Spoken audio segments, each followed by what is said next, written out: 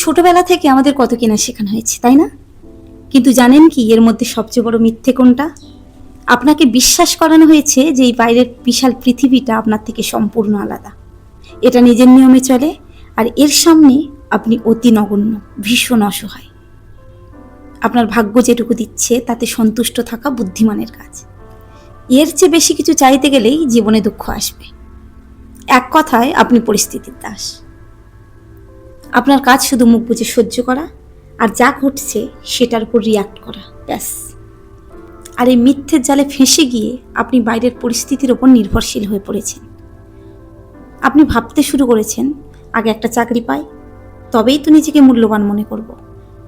কিংবা আগে সে আমাকে কল করুক, তবেই তো বুঝবো আমি ভালোবাসার যোগ্য। আর শেষমেশ যখন কিছুই মেলে না, তখন সান্ত্বনা দেওয়ার জন্য একটা জুৎসই যুক্তি তো রেডি আছে। ভাগ্যে ছিল না, আর কি করার বা থাকে। Hi, welcome back to my channel. ম্যানিফেস্টেশনের জন্য সবচেয়ে গুরুত্বপূর্ণ বিষয় কি জানেন? কোনো টেকনিক বা নিয়ম নয়। সবচেয়ে গুরুত্বপূর্ণ বিষয় হলো এটা গভীরভাবে অনুধাবন করা যে আপনি আপনার ভাগ্যের একমাত্র স্রষ্টা। বাকি সব কিছু সেকেন্ডারি। যেদিন আপনি নিজেকে চিনতে পারবেন, নিজের ভেতরে সেই অসীম ক্ষমতাকে আবিষ্কার করতে পারবেন, সেদিন থেকে আপনার জন্য সব কিছু একদম সহজ হয়ে যাবে। আজ আমি আপনাকে বলবো কিভাবে আপনি আপনার জীবনের সব কিছু ম্যানিফেস্ট করতে পারেন। হ্যাঁ, ঠিকই শুনেছেন, এনিথিং অ্যান্ড এভরিথিং। কোনো কিছুই আপনার জন্য অসম্ভব নয়। So let's begin. আমাদের অস্তিত্বের গভীরে একটা পরম সত্য লুকিয়ে আছে, যা আমাদের সাধারণ চিন্তাভাবনার একদম বাইরে। আর সত্যিটা হলো যে কনসাসনেস বা চেতনা দিয়ে আপনি এই মুহূর্তে শুনছেন, ভাবছেন এবং অনুভব করছেন, সেটাই হলো একমাত্র সত্তা, যা আপনার চারপাশের সবকিছু তৈরি করে। আর সেই অসীম চেতনা আপনার ভেতরেই বাস করে। আপনি হলেন এই জীবনের অপারেন্ট পাওয়ার, অর্থাৎ সেই অ্যাক্টিভ ফোর্স, যা আপনার জীবনের প্রতিটা অভিজ্ঞতাকে প্রতি মুহূর্তে রূপ দিচ্ছে। অপারেন্ট শব্দটার আসল মানে হলো যিনি নিজে অপারেট করেন, যিনি মূল চালিকা শক্তি। আপনি কোনো নিষ্ক্রিয় বা প্যাসিভ চরিত্র নন যে পরিস্থিতি আপনাকে যেভাবে নাচাবে আপনি সেভাবেই নাচবেন। আপনি হলেন অ্যাক্টিভ। ধরুন একটা অত্যন্ত দামি এবং অত্যাধুনিক গাড়ি দাঁড়িয়ে আছে। গাড়িটার ইঞ্জিন দারুণ, ফিচার্স অসাধারণ, কিন্তু গাড়িটা কি নিজে চলতে পারে? কখনোই না, যতক্ষণ না একজন দক্ষ ড্রাইভার এসে সেটার স্টিয়ারিং ধরছেন, এস্কিলারেটরে পা দিচ্ছেন, ততক্ষণ গাড়িটা জড়ো।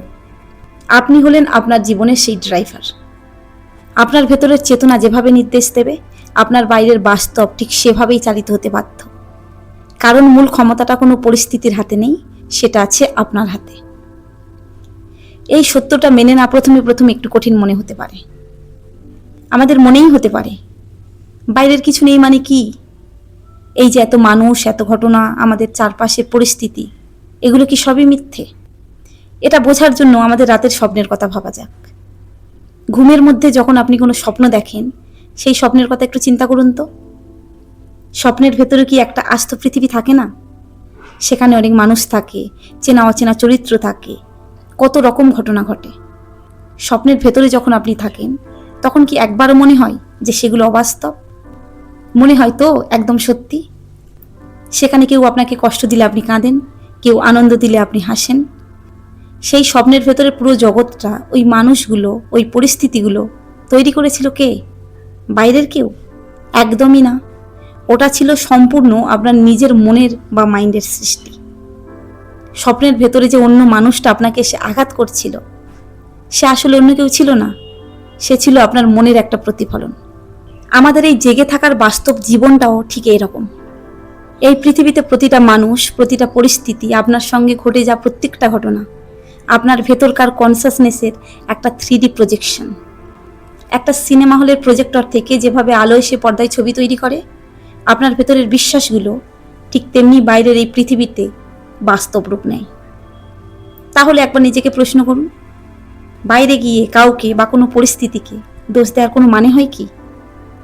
আপনি যার উপর রেগে আছেন, যে পরিস্থিতি নিয়ে আফসোস করছেন, সেটাও তো আপনার ভেতরের চেতনার তৈরি করা একটা অংশ। আয়নার সামনে দাঁড়িয়ে নিজের চুল এলোমেলো রেখে আয়নার প্রতিবিম্বটাকে চিরুনি দিয়ে আঁচড়ালে কি চুল সোজা হয়ে যাবে? হবে না। ঠিক তেমনি নিজের ভেতরের ধারণাকে না বদলে বাইরের মানুষকে বা পরিস্থিতিকে বদলানোর চেষ্টা করাটাও বৃথা। কারণ বাইরে আলাদা করে আসলে কিছু নেই, যা আছে সব আপনার ভেতরেই আছে। তাহলে দায়িত্বটা কার? যদি সব কিছুই আপনার নিজস্ব চেতনা থেকে তৈরি হয়, তাহলে আপনার জীবনে আজ পর্যন্ত যা কিছু ঘটেছে বা ঘটছে, সেটা হোক পরম আনন্দের কিংবা চরম কষ্টের, সেটার সম্পূর্ণ দায়িত্ব কিন্তু আপনার নিজের। জানি কথাটা মেনে না একটু কষ্টকর, এটা একটা বিরাট বোঝা মনে হতে পারে, কিন্তু বিশ্বাস করুন, এই সত্যটা মেনে নেওয়ার মধ্যে লুকিয়ে আছে আপনার জীবনের সবচেয়ে বড় মুক্তি। কারণ একটু ভেবে দেখুন, যদি বাইরের কোনো মানুষ, কোনো সমাজ বা অদৃশ্য কোনো শক্তি আপনার জীবন তৈরি করত, তবে আপনাকে সারা জীবন তাদের করুণার পাত্র হয়ে বেঁচে থাকতে হতো। তাদের কাছে সুখের জন্য হাত পাততে হতো, ভিক্ষে করতে হতো তাদের কাছে সুখ শান্তির জন্য।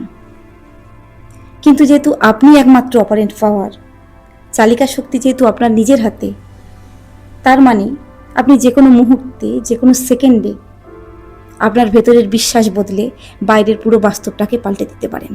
ভাগ্য বলে কিছু হয় না। নেভিল গডার্ড কখনো ভাগ্য বা লাকে বিশ্বাস করতেন না। তিনি বলতেন, যাকে আপনি আজ ভাগ্য বা কপাল বলে মনে করছেন, সেটা আসলে অতীতে আপনারই ওল্ড অ্যাসাম্পশনের ফলাফল মাত্র। হয়তো আপনি সচেতনভাবে সে ধারণাটা তৈরি করেননি, হয়তো চারপাশের নেতিবাচক পরিবেশ থেকে আপনার অবচেতন মন অজান্তেই কোনো একটা ভয় বা অভাবের স্টেটে চলে গিয়েছিল, আর আপনার অবচেতন মনের সেই স্টেটটাই আজ বাস্তবে রূপ নিয়ে আপনার সামনে ভাগ্য হয়ে দাঁড়িয়েছে। তার মানে ভাগ্য কোনো র্যান্ডম বিষয় নয় যা লটারির মতো আকাশ থেকে পড়ে।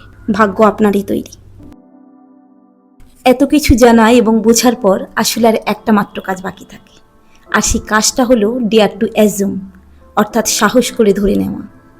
সব কিছু জানা এক জিনিস, আর বাস্তব জীবনে সেটাকে অ্যাপ্লাই করার জন্য মনের ভেতর সাহস জোগানো আর এক জিনিস। যখন আপনার ব্যাংক অ্যাকাউন্ট খালি, যখন আপনার ভালোবাসার মানুষ আপনার থেকে দূরে, তখনও চোখ বন্ধ করে নিজেকে একজন বিজয়ী, একজন সফল এবং সমৃদ্ধ মানুষ হিসেবে নিজেকে অনুভব করার জন্য একটা অন্য লেভেলের সাহসের প্রয়োজন হয়। আর একজন সত্যিকারের স্রষ্টা বা ক্রিয়েটর হিসেবে আপনাকে আজ সেই সাহসটাই দেখাতে হবে।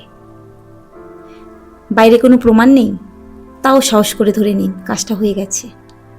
লজিক বলছে অসম্ভব, তাও সাহস করে ফিল করুন আপনি অলরেডি সেখানে পৌঁছে গেছেন। আশেপাশের কেউ আপনাকে বিশ্বাস করছে না, বিন্দু মাত্র পরোয়া করবেন না, কারণ আপনি হলেন আপনার জীবনের একমাত্র অপারেন্ট পাওয়ার। আপনি একমাত্র কারণ, অর্থাৎ কজ।